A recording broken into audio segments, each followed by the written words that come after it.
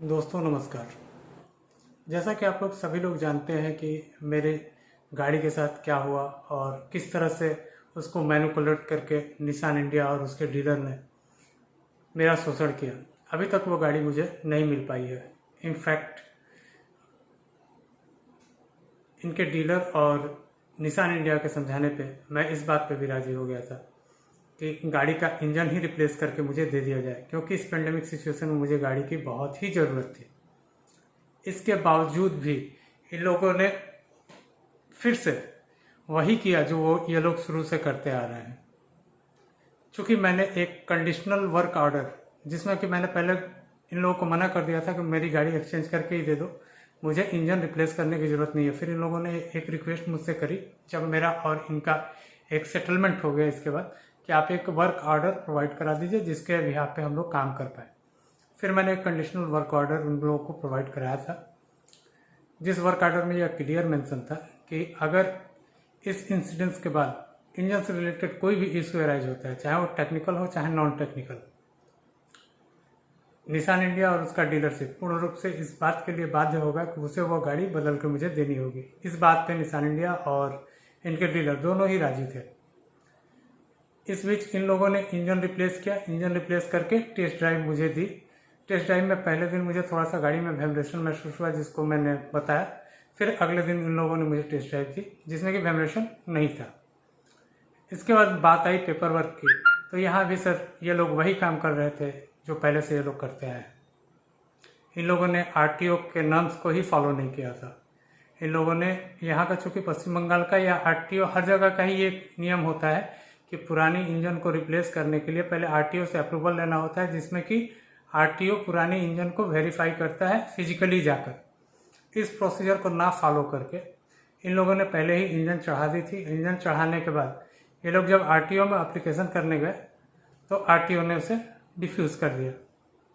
इसके बाद इन लोगों ने क्या किया कि मेरी बिना जानकारी में नई इंजन को फिर से उतार दिया और पुरानी इंजन फिर से लगाकर, और ये लोग मैनिपुलेट करके आरटीओ से वेरीफाई कराने के चक्कर में पड़े हुए थे। संजोग से एक दिन मैं इनके सर्विस सेंटर पे चला गया, तब मुझे संज्ञान में आया कि इन लोगों ने फिर से पुरानी इंजन गाड़ी में लगा दी है। इस बारे में मैंने निसान इंडिया के service area manager mister Soumyo De से पूछा, तो उन्होंने कहा कि शायद आरटीओ ने उन्हें ऐसा करने के लिए इंस्ट्रक्ट किया है। पर मैंने तो एक कंडीशनल वर्क ऑर्डर में ये क्लियर ही कर दिया था कि अगर इस इंजन से संबंधित कोई भी समस्या भविष्य में उपस्थित होती है अब की बार के बाद, देन आपको गाड़ी चेंज करके देना होगा। लेकिन इस बात के लिए वो लोग किसी भी तरह से राजी नहीं है और इन लोगों ने वॉयलेट किया है सीधे सीधे कंडीशन को। मैं बार बार मेरे ट्रोल मेल के बावजूद भी ये लोग कोई रिप्लाई देने के लिए राजी नहीं है। इस पेंडेमिक सिचुएशन में मैं पूर्णतया शोषण का शिकार हो गया हूँ। 8.5 लाख रुपया पे करने के बाद भी आज मैंने बिना गाड़ी के इस पेंडेमिक सिचुएशन में मैं मजबूर हूँ रास्ते में घूमने के लिए। क्योंकि आप लोगों को विदित है कि हमारी माँ की तबीयत ख़राब चल रही है, उनको हॉस्पिटल ले जाने के लिए हमेशा गाड़ी की ज़रूरत पड़ती है, जिसके लिए मैंने गाड़ी खरीदी भी थी। लेकिन ना ही मेरा उद्देश्य पूरा हुआ। अब तो मुझे ऐसा लगता है कि मेरा पूरा का पूरा 8 लाख रुपया, 8.5 लाख रुपया डूब गया। कोई भी सिचुएशन क्लियर नहीं हो पा रही है। मैं बिल्कुल हेल्पलेस महसूस कर रहा हूँ।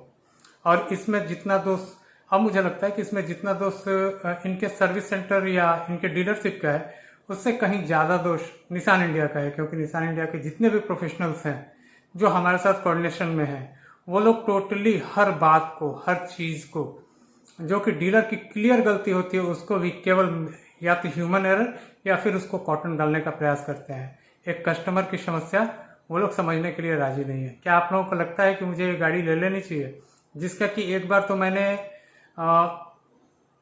कॉम्प्रोमाइज़ करके गाड़ी लेनी भी चाहिए थी, जिसको कि दोबारा से इन लोगों ने अपनी गलती के कारण इंजन उसका फिर से उतार दिया और पुरानी इंजन लगा दी।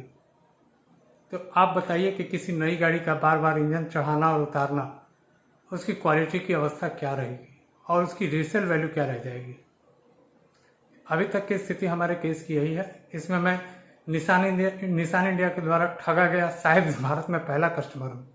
बहुत लोगों को लगता है कि मुझे हंसी आती है, मुझे हंसी नहीं आती है, मुझे अपनी परिस्थितियों पर रोना आता है।